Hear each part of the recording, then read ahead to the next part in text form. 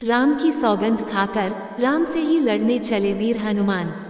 एक बार सुमेरु पर्वत पर सभी संतों की सभा का आयोजन हुआ।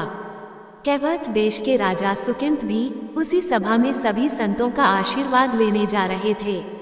रास्ते में उन्हें देवर्षि नारद मिले। राजा सुकिंत ने उन्हें प्रणाम किया। इस पर श्री नारद जी ने उन्हें आशीर्वाद देकर यात्रा का प्रयोजन पूछा। राजा सुकिंत ने उन्हें संत सभा के आयोजन की बात बताई।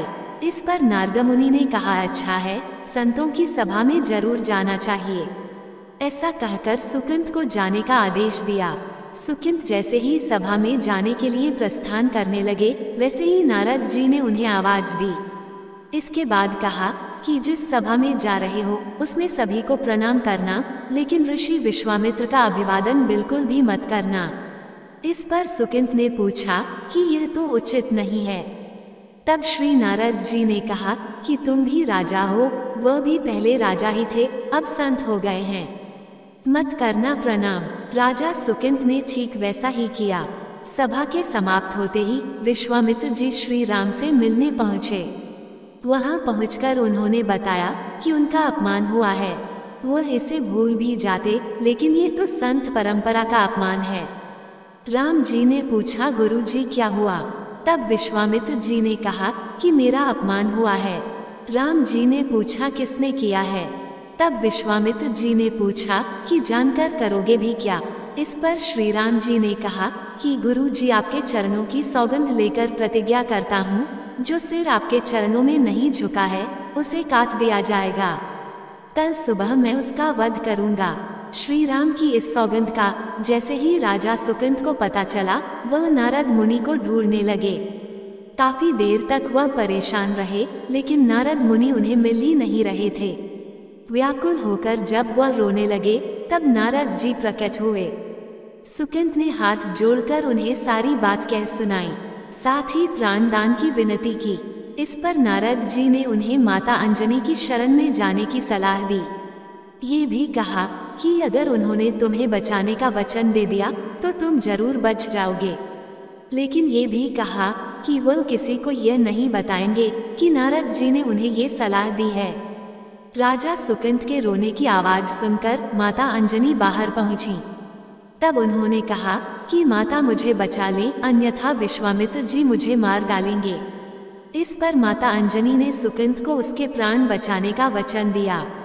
उन्होंने कहा कि तुम शरण में हो, तुम्हें कोई नहीं मार सकता। इसके बाद राजा सुकिंत को विश्राम करने के लिए कहा। शाम ढले जब हनुमान जी माता अंजनी के पास पहुँचे तो उन्होंने सारी बात बताई, लेकिन सुकिंत को बुलाने से पहले माता अंजनी ने पवनसुत से सौगंध लेने को कहा। तब श्री हनुमान जी कहा कि वह श्री राम के चरणों की सौगंध लेते हैं कि वह सुकिंत के प्राणों की रक्षा करेंगे। तब माता अंजनी ने राजा को बुलाया। हनुमान जी ने पूछा, कौन तुम्हें मारना चाहता है?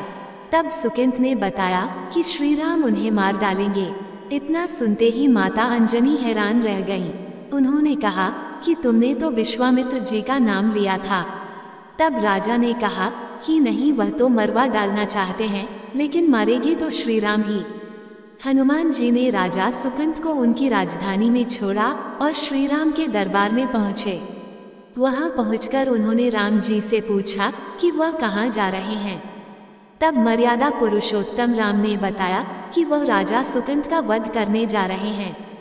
तब हनुमान जी ने कहा, प्रभु उसे मत मारिए। राम जी ने कहा कि वह तो अपने गुरु की सौगंध ले चुके हैं, अब पीछे नहीं हट सकते। हनुमान जी ने कहा, प्रभु मैंने उसके प्राणों की रक्षा के लिए अपने इष्ट देव यानी कि आपकी सौगंध ली है।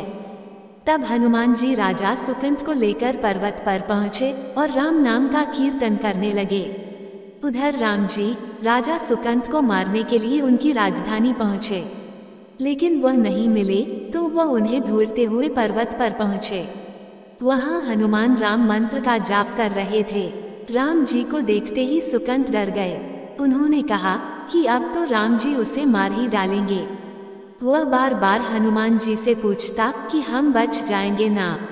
तब उन्होंने कहा कि राम मंत्र का जप करते रहो और निश्चिंत रहो, भगवान नाम पर पूरा भरोसा रखो।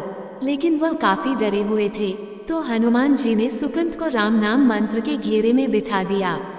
इसके बाद राम नाम जपने लगे।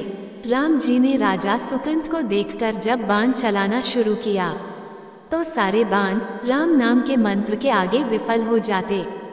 राम जी हताश हो गए कि क्या करें।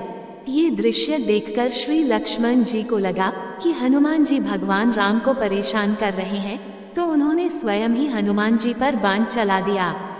लेकिन ये क्या, उस बाण से हनुमान जी की बजाय श्री राम मूर्छित हो गए। ये देखते ही लक्ष्मण जी दौड़ पड़े और देखते हैं कि बाण तो हनुमान जी पर चलाया था, लेकिन मूर्छित राम जी कैसे हो गए। तब उन्होंने देखा कि पवनसुत के हृदय में तो श्री राम बसते हैं। राम जी जैसे ही होश में आए, वह हनुमान जी की ओर दौड़े। उन्होंने देखा कि उनकी छाती से रक्त बह रहा है। वो हनुमान जी का दर्द देख नहीं पा रहे थे। वह बार बार उनकी छाती पर हाथ रखते और आंखें बंद कर लेते। पवनसुत को होश आया तो उन्होंने देखा कि राम जी आंखें बंद करके हनुमान जी के छाती पर बार बार हाथ रखते हैं, फिर हनुमान जी के सिर पर हाथ फेरते हैं। तब पवनसुत ने सुकंद को पीछे से निकाला और उसे अपनी गोद में बिठा लिया। तभी राम ने फिर से हनुमान जी के माथे पर हाथ फेरा, लेकिन इस बार वहां पवनसुत की जगह राजा सुकंद थे। राम जी मुस्कुराए और हनुमान जी बोल उठे कि नाथ, अब तो आपने इनके सिर पर हाथ रख दिया है। अब तो सब कुछ आपके हाथ में है, इसकी मृत्यु भी और जीवन भी। आप ही सुकंद के जीवन की रक्षा करें। राम जी ने हनुमान जी से कहा कि जिसे तुम अपनी गोद में बिठा लो, उसके सिर पर तो मुझे हाथ रखना ही पड़ेगा। लेकिन गुरु जी को क्या जवाब देंगे। तभी हनुमान जी को विश्वामित्र जी सामने से आते दिखाई पड़े। उन्होंने राजा सुकंद से कहा कि जाओ, तब प्रणाम नहीं किया था तो क्या हुआ, अब कर लो। राजा ने दौड़कर विश्वामित्र जी का अभिवादन किया। विश्वामित्र जी प्रसन्न हो गए और बोले, राम, इसे क्षमा कर दो। मैंने इसे क्षमा कर दिया क्योंकि संत का काम मिटाना नहीं बल्कि सुधारना होता है। ये भी सुधर गया है। उन्होंने सुकंद से पूछा कि संत का सम्मान न करने की सलाह तुम्हें किसने दी थी। इससे पहले कि राजा सुकंद विश्वामित्र जी से कुछ कहते कि नारद मुनि प्रकट हो गए। उन्होंने सारी घटना कह सुनाई। तब विश्वामित्र जी ने पूछा कि नारद, तुमने ऐसी सलाह क्यों दी।